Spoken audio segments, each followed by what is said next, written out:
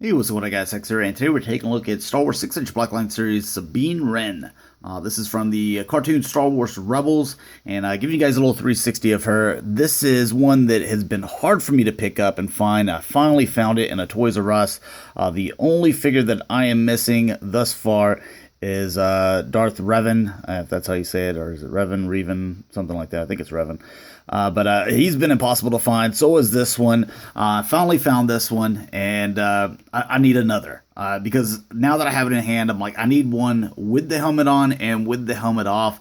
Because as you can see, this pose, or whatever pose you want to put her in, but with the helmet on, fully armed up, she looks awesome looking. We can take the helmet off, and you'll see right away that first time trying to take the helmet off after putting it on, that the paint and face sculpt of this looks great too. There's a lot of nice colors in here with the hair, with the purple and the orange. Kind of, they kind of changed it up a little bit in the cartoon this latest season. So I wonder if they're going to give us another one with a different color hair. Probably not, but I think still, I'd buy that as well. I think the eyes look good. That was one of the things that kind of worried me. She's got orange in the eyes with the black people there, and you can see that they look pretty good. The lips, they look really nice. The sculpt of the face look really good. Something that I've said with all the Rebel figures, or based off of the Rebel series, is they just look better than all the rest of the figures as far as bringing them from animation to what would look like in the Black series, look like it would be something that you would see like in a live action film. So I think they've done a great job with that. Also, you look at all the details and the armor here. You can see that there's that orange paint with the red dragonite, and you have the black going around it. You can see that it's all scuffed up and everything around there. You can see again, some of the armor and the clan over here. Some different paint, and it's not just all smooth black and gray little squares there. You can see that there's scuffs going on in them. There's some gray little spatters of paint into the black. You can see some more splatter paint here on the wrist, a little bit on this side as well. You can see that all throughout the legs here. Get that to focus. On top of the pink there. And I think all that is just amazing. All the color that they put in it. It seems to, like, whenever, like I mentioned before, the Rebel series, whenever they bring them to the black line, they seem to be the best, and it seems that they're getting more paint apps than the rest of the figures. Like the Ahsoka, I think was one of the most amazing figures of 2016. This one kind of being a 2017 figure. I think that this one's going to be one of my top figures of 2017, just because of the amount of detail and paint that they put into her. Like even the belt here, doing the little silver, a little bit of silver here on the side of the holsters. Now there's two different versions that I've noticed though with the holsters. There's ones that have pegs where they actually peg into the leg so they stay there.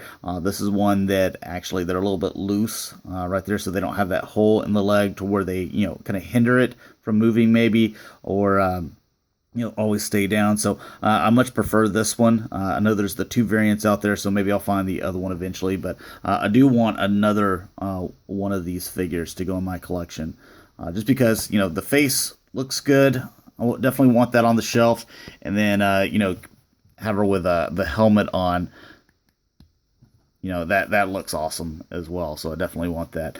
And you can see with the helmet, it has a lot of nice detail, with the paint. So you have that black, shiny throughout here that definitely looks like a visor. You have the purple, the gray going throughout here, and then the darker purple. Just a really cool looking helmet. Then you also have, a little side piece right here that can come down and fold whichever way you want. I'm probably just going to leave it up, but yeah, she could do that if you wanted to. Her little guns, they're both the same, so you can kind of see those. And then she also comes with this accessory, which I'm not exactly sure what that is. Maybe like a little blowtorch to repair stuff or something like that. I'm not exactly sure, but that's something that I'll just keep in the package. She looks much cooler. I mean, you're not going to take one of her guns away and replace it with that, I don't think, when you display her. But comparing her to another popular Mandalorian, let's go ahead and grab this one. You know, you probably know who he is, Boba Fett. So you can kind of see as far as size goes. You know, him obviously being a male, the female. You know, and she's younger too. She's kind of, I guess she's like in her teens or something. They made her, you know, a little bit shorter. She's thinner. Design is, you know, the way you would kind of expect, I guess you could say. So. But as far as, you know, articulation, the guns, you know, they will fit in the holsters. You can put them down there in the sides. You want to do that, so do that for the moment. But with the head, we do have the ball joint up here, and then we have the neck joint going back and forth. The shoulders, you can see that these shoulder pads, they just rest up on top of the collarbone there, so that you don't have to worry about, you know, it limiting the articulation. So that's good. They rotate there, go in and out. You do have the elbow bend, which is 90 degrees, maybe a little bit more, go side to side. You do have the wrists that rotate, they go up and down over here, and then over here they go left to right. Nothing in the waist, but you do have the which is kind of the ab crunch, but she doesn't really go front and back any. It's just mainly side to side. I think mainly because of this armor piece here, you really can't press down on it. So, but then you have the legs going back and forth, in and out. You have the thigh cut here. The only thing that's, you know, I probably won't do that or much of it, just because, you know, the patterns in the legs, I don't know, that's something that just kind of bothers me for some reason. But the knees, you can see they are double jointed, going back and forth. You have the feet going back and forth, and they also tilt, you know, the little shoes left or right and stuff like that.